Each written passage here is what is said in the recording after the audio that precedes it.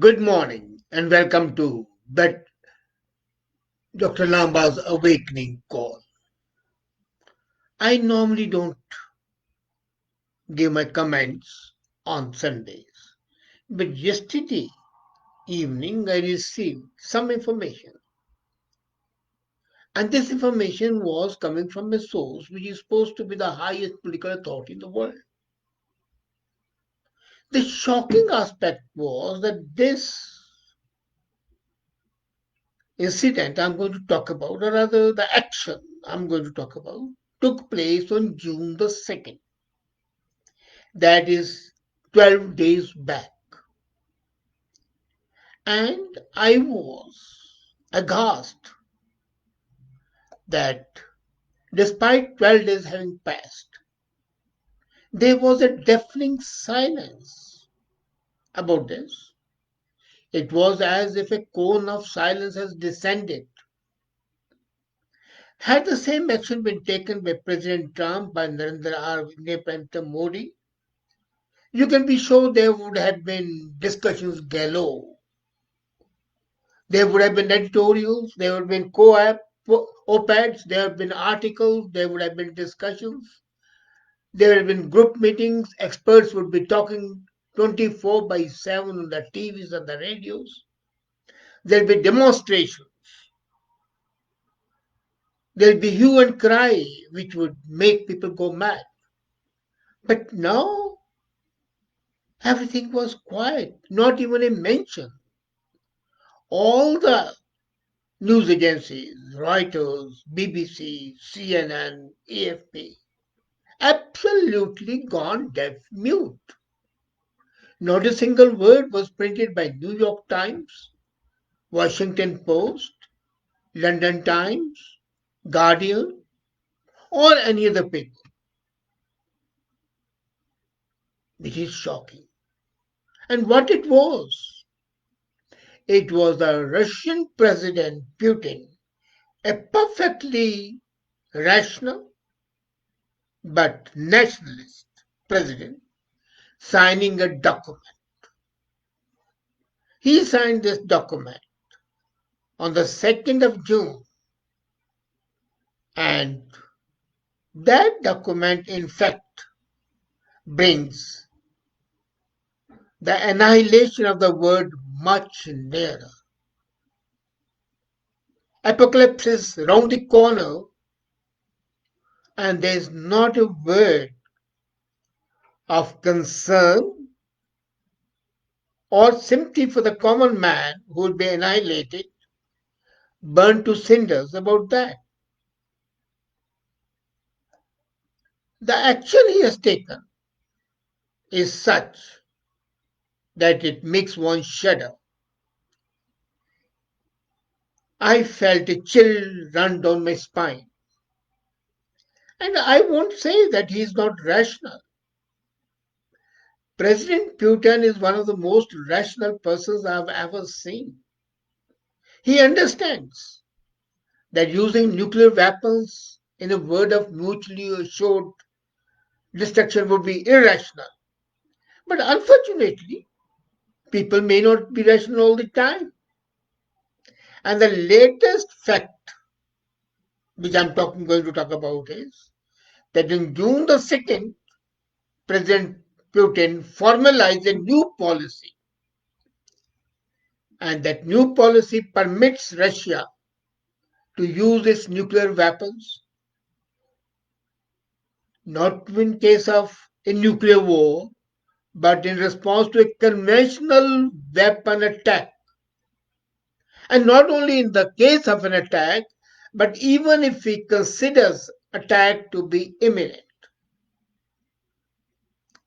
I feel the media, the politicians all over the world were too busy involved in engineering protest and kneeling down than talk of this great impending danger. And the first country to have this danger is Canada, nearest country, if something happens. This is a 6-page document which is signed, and the title of the document is Basic Principles of State Policy of the Russian Federation on nuclear deterrence. It's for the first time in the history that Russia is making a nuclear doctrine public. But then public was very sensible, I mean media. They didn't bother about it. The document reiterates some of the old policies, but the new policies as well. Now Russia, as opposed to all the treaties, whether it was SALT 1, SALT 2, SALT 3, states now that Russia can use its vast arsenal of nuclear weapons in response to an attack against it or against one of its allies. Actually, there are three scenarios which are envisaged in this document. And normally, such documents do not envisage scenarios.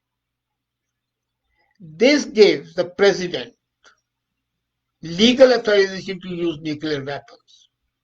The first scenario, aggression against Russian Federation with the use of conventional weapons when the existing capability of the state is in jeopardy. Well, it can be jeopardy in any way.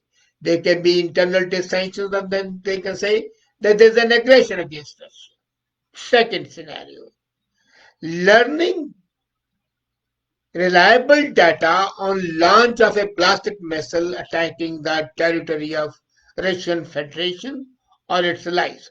Now, data, a computer printout saying that missiles are going to be launched, not they have been launched, but they're going to be launched, and that gives Russia the right to drop nuclear bomb on the offending party, be it Canada, be it USA, be it France, be it Germany. The third, attack by adversary against critical government and military sites of the Russian Federation. Suppose there is a terror attack on Petrograd railway station. This can be deemed to be a critical Russian governmental site, which it is. And the response can be a nuclear attack against a party which is suspected to have launched that attack. That means the classic fable when it says, if you did not abuse me, the wolf says to the sheep, then your mom must have done so. You are drinking water upstream and the water is coming down to me. So you are guilty. So any reason, any logic or illogic can be cause enough to go on for a nuclear war. These guidelines, they call them secret, but they're not a secret since they're a public document. And earlier, the same guidelines were there, but it was extremely difficult for a Russian leader to attack nuclear way on an enemy or on anybody. As a matter of fact, India had agreed to sign an agreement with Pakistan stating that it would not go in for a first strike. But Russia has said now it will go for a first strike even in case an attack is made on one of its governmental sites or against the ally of one of them. Now look at the implications.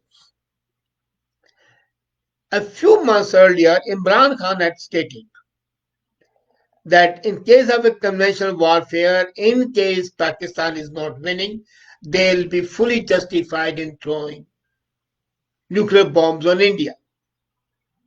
So what Russia has decided now as a matter of policy can be used by Imran Khan, stating that India has attacked Pakistan. See, another surgical strike takes place, and India can start dropping bombs all over India, sorry, Pakistan. And India would, of course, retaliate. Now imagine if India throws a bomb on Pakistan, the countries affected would not only be Pakistan but Afghanistan, Uzbekistan, Tajikistan, and six other countries, even Iran. If Pakistan drops a bomb on India, the country affected would be Nepal, Bhutan, Bangladesh, Myanmar, and maybe China. So, what are we thinking? Isn't it apocalypse? It is. The Russian leadership can now rely on broadly non nuclear attacks as a provocation to justify nuclear response. And that is where the worry is. And I'm amazed that while this information was sent to me, the White House has sent an aid memo to Russia that this is unacceptable.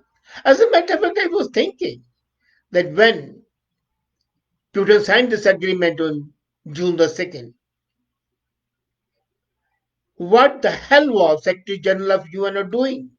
Why did he not summon the emergency meeting of General Assembly? What the hell was Security Council doing? Why did they not meet immediately and blame Russia for kindling the possibility of the Third World War? What was G7, G9, G10, G20 doing? Was this group of 7 doing? Nothing. Merkel and Macron, who are all the time voluble about criticizing Trump, what were they doing? And what was Prime Minister Trudeau doing apart from kneeling in sympathy with Floyd? The whole thing smacks of utter irresponsibility on the part of these national leaders, the politicians, the diplomats, and of course media. Media has failed miserably in not at least protesting. I know they can't do anything, but they could have protested and thus create a wave of public awareness, which they did not. You remember, maybe you might have forgotten what Martin Amis writes. And I read this about 6 years back. But then it goes something like this. How do we prevent the use of nuclear weapons?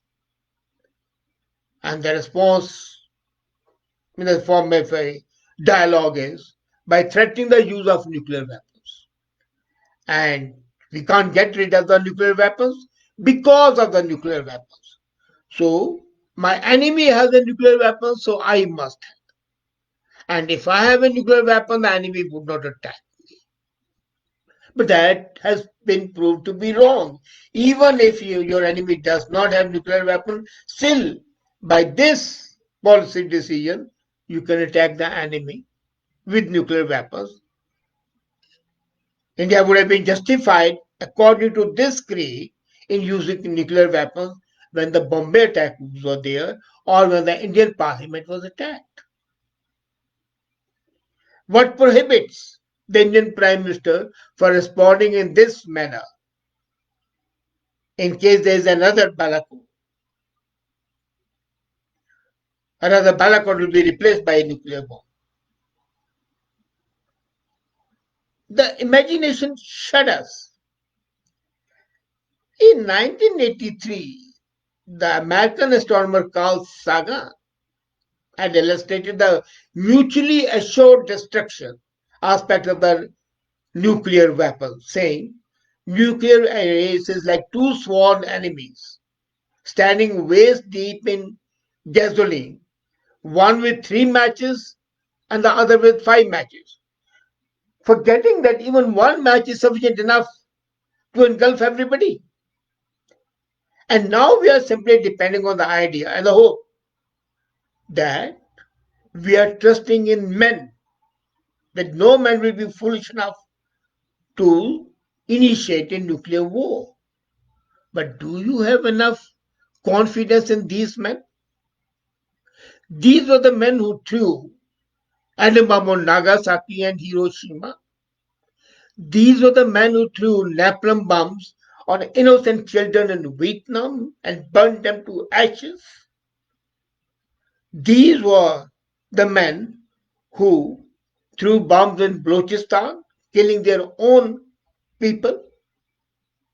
These were the men who simply destroyed Nigeria and divided Congo into Katanga.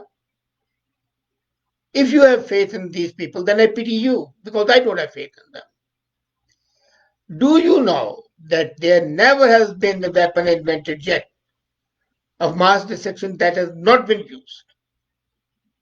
People say, well, we are using it for protection, but they have used it for offense. We have seen the atomic destruction in Japan, and that was minuscule as the future destruction would be. As a matter of fact, I just received a comment from Dr. Azad Koshik, and it's an interesting one. He writes, conscious leadership deficit is putting the entire world in peril. And that's exactly what I'm saying, Dr. Koshik. Time for humanity to act and support quality world leadership. But where is the quality world leadership? Today, I do not find quality leadership there. And when it's there, in some cases, then that is taken for a ride and criticized for being the quality leadership. Media is wrongly attacking them. Politicians and Temne Hall politicians are wrongly attacking them. Look what's happening to Trump and Modi, who don't have aggressive designs, who only want to defend their countries for the better, and they are at the receiving part. Russia, I agree, has never launched a nuclear attack. But don't remember, history makes clear that when war breaks out, and the fear of the war is there, man ultimately choose to use their most lethal weapons. At one time, a word was threatening every single person, and people thought it's not technologically possible. The weaponry to wipe out all the human life in the world has come and existed in the past century. In the 50s, a momentous prophetic milestone was crossed. And now there are so many weapons, nuclear weapons across the world, that the complete human life can be abolished, annihilated. It's for the first time in the history of civilization that man has invented and produced weapons of mass destruction. They can wipe out the name of man from the face of the earth. Just erase human life until there is not one left, one embryo left. Today, the countries of the world continue to hold each other at nuclear gunpoint. Yet, even at this worldwide cataclysm approaches, is there a cause for hope? Would pandemics intervene and horrible thought of a nuclear war cut short before humans can kill each other? I'll prefer that. I'll prefer humanity to be destroyed, human beings to be destroyed by a pandemic, because then the other part of the life, the animal life, the vegetables would be alive. A nuclear war would finish off everything, the complete ecological system.